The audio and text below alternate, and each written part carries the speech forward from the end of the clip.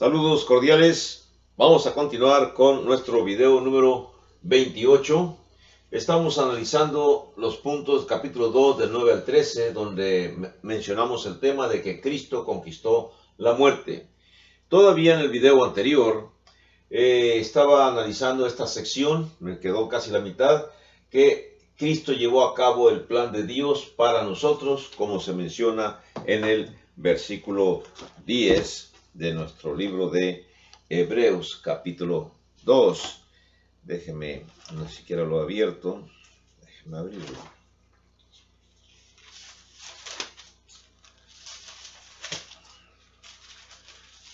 Correcto. Tenemos aquí Hebreos, capítulo 2, versículo 10, y dice la sección de esta manera. Dice así: porque convenía a aquel por cuya causa son todas las cosas, y por quien todas las cosas subsisten, que habiendo de llevar muchos hijos a la gloria, perfeccionase por aflicciones al autor de la salvación de ellos. Quedé comentando en el video anterior lo siguiente, de que Cristo Jesús, por supuesto, llevó a cabo el plan de Dios para nosotros. Al perfeccionarnos, Cristo Jesús ha hecho posible que entremos, incluso ya ahora, al glorioso salón del trono del Todopoderoso. Noten ustedes cómo dice el capítulo 4, versos 15 y 16. Dice así el 15 y 16. Porque no tenemos un sumo sacerdote que no pueda compadecerse de nuestras debilidades, sino uno que fue tentado en todo según nuestra semejanza, pero sin pecado. Acerquémonos, pues, confiadamente al trono de la gracia, para alcanzar misericordia y hallar gracia para el oportuno socorro. Así que entonces, ¿cómo fue Jesús hecho perfecto? Es una pregunta interesante, porque en cuanto a la forma verbal, la palabra perfeccionar, de la palabra griega teleio, significa finalizar un proceso. En este caso, esa finalización se llevó a cabo mediante el sufrimiento. El hecho de que Cristo se perfecciona no implica que previamente tuviera defectos morales, más bien indica que fue completamente capacitado para ser nuestro sumo sacerdote por medio de sus aflicciones. En Hebreos, la perfección es a menudo relacionada con el sufrimiento. Si miramos el capítulo 5, versos 8 y 9, se lo voy a leer, dice así: y aunque era hijo, por lo que padeció, aprendió la obediencia, y habiendo sido perfeccionado, vino a ser autor de eterna salvación para todos los que le obedecen. Capítulo 5, versículos 8 y 9. Así que Cristo fue hecho perfecto por medio de sus aflicciones. En otras palabras, fue hecho completamente adecuado o completamente eficaz para que la tarea fuera llevada a cabo. Humanamente hablando, Jesús tenía todas las flaquezas de la carne que nosotros poseemos. Tuvo que crecer como nosotros crecemos, según recordamos en Lucas capítulo 2, verso 52. Déjenme leerles Lucas capítulo 2, verso 52. Y encontramos esa frase que el autor expresa de Cristo Jesús. A ver, Lucas capítulo 2, verso 52. Dice así: y Jesús crecía, dice el texto de Lucas 2:52, y Jesús crecía en sabiduría y en estatura y en gracia para con Dios y los hombres. Lucas tuvo buen cuidado de dejar por escrito esta situación del crecimiento normal de Jesucristo como uno de nosotros, como un ser humano como nosotros. Para ser eficaz al ofrecer la expiación por los pecados del hombre a Dios, el sacerdote tenía que entender plenamente las necesidades y los problemas humanos. Recordemos, Jesús es sobrehumano, así que tiene que entender todas las situaciones, los problemas que confrontamos los humanos. Jesús se dio a sí mismo para morir como la propiciación de nuestros pecados. Lo hizo a fin de que Dios pudiera ser justo al perdonar nuestros pecados, como se menciona en el libro de Romanos, capítulo 3, 23 al 26. Déjeme regresarme a Romanos, capítulo 3, versos 23 al 26, y se los leo como aparece aquí. Romanos 3, versos del 23 al 26, dice así: por cuanto todos pecaron y están destituidos de la gloria de Dios, escribe Pablo a los romanos, siendo justificados gratuitamente por su gracia, mediante la redención que es en Cristo Jesús, a quien Dios puso como propiciación por medio de la fe en su sangre, para manifestar su justicia, a causa de haber pasado por alto en su paciencia los pecados pasados. Encontramos entonces que Cristo Jesús es nuestra propiciación para que Dios pudiera ser justo al perdonar nuestros pecados, según leímos en Romanos capítulo 3, versos 23 al 26. Bien, cumplir las exigencias de justicia constituía el aspecto divino del plan de Dios. Sin embargo, Jesús también tuvo que conocer el aspecto humano de una forma total. Capítulo 2 de Hebreos, versos 17 y 18. Dice así el texto, se lo voy a leer. Dice: por lo cual debía ser en todo semejante a sus hermanos, para venir a ser misericordioso y fiel sumo sacerdote en lo que a Dios se refiere, para expiar los pecados del pueblo. Pues en cuanto él mismo padeció siendo tentado, es poderoso para socorrer a los que son tentados. Nuestro Señor Jesucristo, si bien el versículo 10, que miramos capítulo 2, verso 10, declara, el versículo 10 declara que el Salvador no podía ser perfecto sin las aflicciones. El siguiente versículo muestra que habría sido imposible que Él fuera nuestro Salvador sin su encarnación. Ahora puede compadecernos porque se identificó plenamente con nosotros en las aflicciones. Así que Cristo Jesús, totalmente Dios, totalmente humano. Algo más. Cristo Jesús se hizo uno de nosotros por nosotros, como vamos a mirar los versículos del 11, 12 y 13. Lo leo, aunque busquemos después más párrafos. 11, 12 y 13 del capítulo 2 de Hebreos.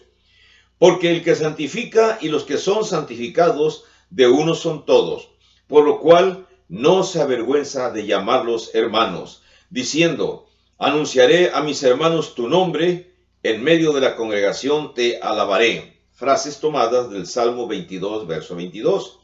Y otra vez: yo confiaré en él. Y de nuevo: he aquí yo y los hijos que Dios me dio. Frases tomadas de Isaías capítulo 8, verso 17 y capítulo 8, verso 18. Hasta el versículo 13 nada más. Vamos a ver esta cuestión. Miren, primero, se hizo uno de nosotros por nosotros mismos. Primero que hizo fue nos santificó. Ya he explicado en videos anteriores lo que significa santificar. Apartar algo porque tiene un carácter especial. El que servía como sacerdote tenía que ser un agente del pueblo para poder entenderlos.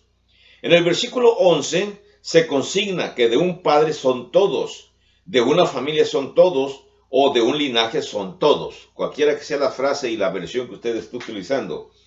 El que bajo la ley santificaba mediante un procedimiento purificador, actuaba por el pueblo y era uno de ellos. Cuando hablamos que mediante la ley, nos referimos a que el sumo sacerdote tenía que ser parte del pueblo. De hecho, tenía que ser descendiente de levitas, y más constantemente, si era el sumo, más perfectamente si era el sumo sacerdote, tenía que ser directo descendiente de Aarón. Los demás sacerdotes eran descendientes de los demás hijos de Leví. Así que este pasaje indudablemente se refiere a Jesús como el que santifica. Esto constituye un hecho, pese a que Él, Cristo Jesús, oró pidiendo que el Padre santificara a los apóstoles con la verdad. Vamos a ver en Juan capítulo 17, verso 17, cuando Cristo Jesús pide al Padre. De Marcos, Lucas, Juan, capítulo 17 y verso 17. Se lo voy a leer el párrafo como lo escribió San Juan. dice el capítulo 17 de Juan, verso 17, dice, desde el verso 14, dice, yo les he dado tu palabra y el mundo los aborreció, porque no son del mundo, como tampoco yo soy del mundo. Verso 14, no ruego que los quites del mundo, sino que los guardes del mal. Cristo Jesús hablando al Padre sobre los apóstoles. No son del mundo, como tampoco yo soy del mundo. Verso 16 y verso 17, santifícalos en tu verdad, tu palabra es verdad. Y luego la petición, verso 18, como tú me enviaste al mundo, así yo los he enviado al mundo. Hablando de que Cristo Jesús envió a los apóstoles al mundo a predicar su evangelio, a predicar la salvación a la gente del mundo. Así que bajo el Antiguo Testamento, Dios santificó a su pueblo escogido, según el libro de Éxodo 31:13, lo santificó, lo escogió, según Levíticos 20, verso 8, Levíticos 22, verso 32, Ezequiel 37, verso 28. Pero ahora en el presente pasaje de Hebreos, el énfasis está puesto sobre Cristo porque somos santificados por su sangre. Leamos por favor el capítulo 10 de Hebreos en el verso 29. Estamos en el libro de Hebreos, capítulo 10, en el verso 29, dice así el párrafo, dice, ¿cuánto mayor castigo pensáis que merecerá el que pisoteare al Hijo de Dios y tuviere por inmunda la sangre del pacto, en la cual fue santificado, e hiciere afrenta al Espíritu de gracia? Ya en el capítulo 10, el autor está hablando acerca de que aquellas personas que son cristianas y que si pecan voluntariamente, verso 26, después de haber recibido el conocimiento de la verdad, ya no queda más sacrificio por los pecados. Por eso les explico, les menciono, que el cristiano tiene mucha mayor responsabilidad. Cuando la gente todavía no es cristiana, pertenece al mundo, pues tiene la responsabilidad para con Dios. Pero ya el cristiano tiene mucha mayor responsabilidad. ¿Qué nos espera a los que ya conocemos? Dice el versículo 27, sino una horrenda expectación de juicio y de hervor de fuego que ha de devorar a los adversarios. O sea, el mismo juicio que le toca a los enemigos de Dios, aquellos que no quieren aceptar a Cristo, nos tocará también a los cristianos si nosotros pecamos voluntariamente después de haber recibido el conocimiento de la verdad. O sea, el ser cristiano es una vida bastante dura. Tenemos que entenderlo así. Noten lo que dice el verso 28, capítulo 10 de Hebreos. El que viola la ley de Moisés, hablando del Antiguo Testamento y de los judíos, por el testimonio de 2 o de 3 testigos, moría irremisiblemente. Ese párrafo se toma de Deuteronomio capítulo 17, verso 6 y Deuteronomio 19, verso 15, donde era el castigo para la persona que violaba la ley de Moisés. Pero luego ya el autor en el verso 29 hace la comparación, dice, ¿cuánto mayor castigo pensáis que merecerá el que pisoteare al Hijo de Dios y tuviere por inmunda la sangre del pacto en la cual fue santificado e hiciere afrenta al Espíritu de gracia? Hablando del cristiano, que cuando nos convertimos en cristianos y después abandonamos el cristianismo, estamos afrentando el pacto, estamos haciendo inmundo el pacto de sangre de nuestro Señor Jesucristo y estamos afrentando al Espíritu de gracia. Es posible que si usted no es cristiano, aún no reciba explicación total sobre esos conceptos. Pero lo invito a que usted se convierta en un cristiano sabiendo que tenemos mucha mayor responsabilidad. Así que, en este pasaje, Jesús puso su confianza en el Padre.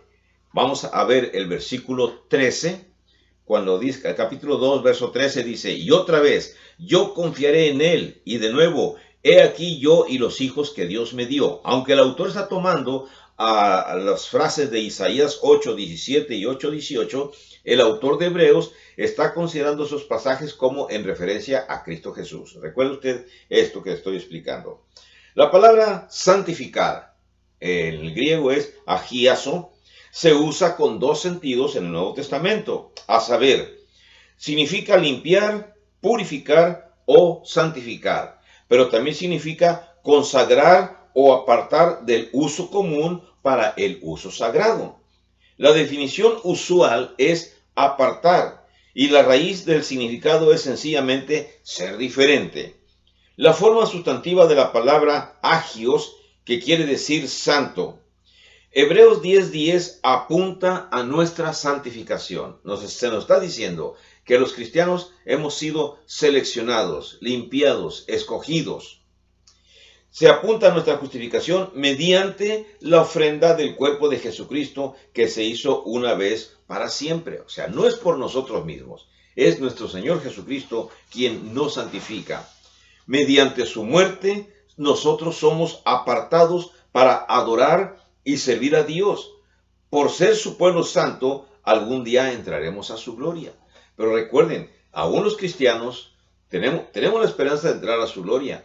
Pero aún nosotros también, si caemos, nos espera una horrenda expectación de juicio. O sea, no pensemos que ya porque somos cristianos una vez, ya somos salvos para siempre. No, el cristiano que obtiene su salvación tiene que trabajar bastante duro en su vida presente para mantener esa salvación. Si no, también será cortado del pueblo de Dios. Son conceptos que tenemos que transmitir. O sea, no pensemos que cuando se hace la invitación para que seamos cristianos, que es, la vida plena ya siendo cristianos y ya no hay ningún problema. No, al contrario, adquirimos una mayor responsabilidad.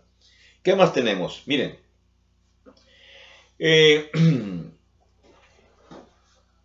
ser santificado o apartado simplemente quiere decir que hemos de ser como Cristo y seguir su ejemplo para encontrar el camino a la gloria. Eso es lo que significa ser santificado o ser apartado. La santificación es la gloria ya iniciada y la gloria es la santificación llevada a su fin. ¿Cuándo iniciamos ya nuestra gloria? Cuando nuestros pecados son perdonados. ¿Y cuándo va a ser llevada a su fin? Cuando nos presentemos, ya sea si Cristo viene cuando estemos vivos o si Cristo viene después de nuestra muerte física, entonces en el día del juicio final, allá simplemente ya va a ser totalmente el fin, la gloria total. En la manera que sea posible, hemos de ser todos uno con Cristo. Nótelo como dice el versículo 11. Dice, porque el que santifica y los que son santificados, de uno son todos, por lo cual no se avergüenza de llamarlos hermanos. Uno con Cristo significa estar en unidad, para que Cristo no se avergüence de nosotros y nos siga llamando hermanos. Tenemos que mantener la santificación. Así que nuestro Señor Jesucristo se sometió a ser partícipe de nuestra naturaleza, como nosotros también al confrontar la muerte. Cuando Él confrontó la muerte, Él aceptó la naturaleza humana. Y nosotros al aceptar ser cristianos, también aceptamos participar de su naturaleza. Cristo comparte su naturaleza para con nosotros. Así que los santificados y el que santifica comparten una humanidad común. Cristo Jesús y nosotros compartimos la misma humanidad. Nada podría refutar el punto de vista de los docetas de una mejor manera que dice que Jesús solamente parecía ser humano que la presente declaración. O sea, los docetas, un grupo filosófico existente desde el principio de la era cristiana, afirmaban que Cristo Jesús no era tal, que nada más era una representación, una especie de figura etérea en tercera dimensión. No es así. El Padre, el Hijo y el Espíritu Santo cooperaron en la entrega de la palabra que santifica o que también significa sobreedifica y que provee la herencia con todos los santificados. Voy a remitirme al libro de los Hechos, capítulo 20, verso 32. Me regreso a la Biblia, en Hechos, capítulo 20, verso 32, y leemos esa frase. Por favor, paciencia. Hechos 20, verso 32. Desde el verso 31, dice, desde el verso 30, dice, y de vosotros mismos se levantarán hombres que hablen cosas perversas para arrastrar tras sí a los discípulos. Por tanto, velad, acordándoos que por 3 años de noche y de día no he cesado de amonestar con lágrimas a cada uno. Y ahora, hermanos, os encomiendo a Dios y a la palabra de su gracia, que tiene poder para sobreedificaros y daros herencia con todos los santificados. La palabra del Señor sirve para retroalimentarnos, para sobreedificarnos, para fortalecernos. El estudio constante de su palabra nos fortalece. Así que la palabra santifica, en el versículo 11, constituye un indicativo en tiempo presente que denota que Jesús continuamente está realizando esta labor. Otra vez, versículo 11. Porque el que santifica y los que son santificados de uno son todos, por lo cual no se avergüenza de llamarlos hermanos. Cristo Jesús continúa santificando. Su poder no ha fenecido, no ha fallecido, no ha terminado. Su poder sigue constantemente santificando a los seres humanos. ¿Qué otra cosa hizo Jesús por nosotros? Nos hizo hermanos, en el mismo versículo 11, en la segunda sección. Debido a su cercanía y unidad con nosotros, Cristo no se avergüenza de llamarnos hermanos. Somos hermanos, lo cual incluye también, por supuesto, el sexo femenino, las hermanas de cada miembro de la iglesia y de Cristo nuestro Señor. Somos hermanos entre nosotros, somos hermanos de Cristo también nuestro Señor. En el libro de Mateo, capítulo 12, verso 50, se refuerza esta sección. Déjenme ver Marcos, capítulo 12, verso 50. Se lo leo rápidamente. Dice así el verso 50. Dice, porque todo aquel que hace la voluntad de mi Padre que está en los cielos, ese es mi hermano y hermana y madre. Cristo Jesús se hermana con nosotros. Un texto más en Romanos capítulo 8, verso 29. Vamos a ver aquí después de Hechos, en Romanos 8, 29. Dice así el párrafo. Romanos 8:29 dice, porque a los que antes conoció también los predestinó, para que fuesen hechos conformes a la imagen de su Hijo, para que Él sea el primogénito entre muchos hermanos. Una gran gloria, el que Dios mismo dice que a nosotros nos convierte en hermanos de nuestro Señor Jesucristo, siendo nuestro Señor el primogénito. En Hebreos capítulo 2, verso 17, por supuesto, se repite la sección. Dice, por lo cual debía ser en todo semejante a sus hermanos, para venir a ser misericordioso y fiel sumo sacerdote en lo que a Dios se refiere, para expiar los pecados del pueblo. Palabras de las Sagradas Escrituras que no tienen vuelta de hoja. Así que al ser parte de la iglesia, y somos también parte de Cristo, al representar a Cristo como cristianos que somos, de una forma figurada, llegamos a ser Cristo en el mundo. Perdone usted si acaso piensa que somos exageradamente orgullosos de esa situación, pero es lo que dice la Escritura, es lo que se entiende aquí. Esto ayuda a aclarar cómo fue que Cristo le pudo decir a Pablo que lo estaba persiguiendo a él. Y entonces nos vamos rápidamente a buscar en Hechos capítulo 9, verso 4, cuando Pablo está persiguiendo a la iglesia rumbo a Damasco, y entonces Cristo se le aparece y le dice, Pablo, Pablo, ¿por qué me persigues? Déjeme leérselos en Hechos capítulo 9, verso 4. Muy bien. Dice aquí, capítulo 9 de Hechos, verso 3.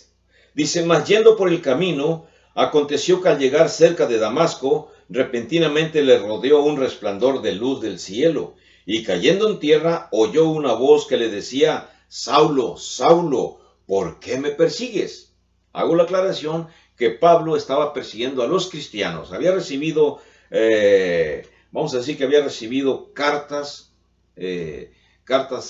poderes, versículo 2, y le pidió cartas para las sinagogas de Damasco a los sacerdotes, a fin de que si hallase algunos hombres o mujeres de este camino, los trajese presos a Jerusalén. Llevaba toda la autoridad para capturar cristianos allá en Damasco, tomarlos prisioneros y traerlos a Jerusalén.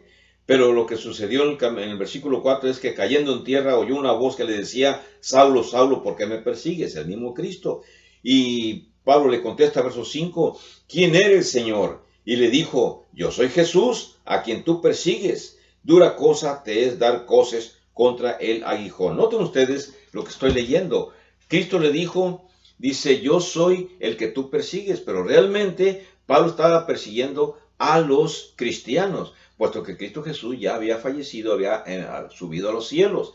Pero Cristo Jesús mismo y dice, me estás persiguiendo a mí, al perseguir a los miembros de la iglesia, me estás persiguiendo a mí. Así que no piense usted que somos exagerados al decir que nosotros los cristianos nos hermanamos con Cristo y con todos los miembros de la iglesia de Cristo en todas partes del mundo. Reciba usted saludos y nos miramos en el siguiente video, el video número 29. Que la pase bien. Adiós.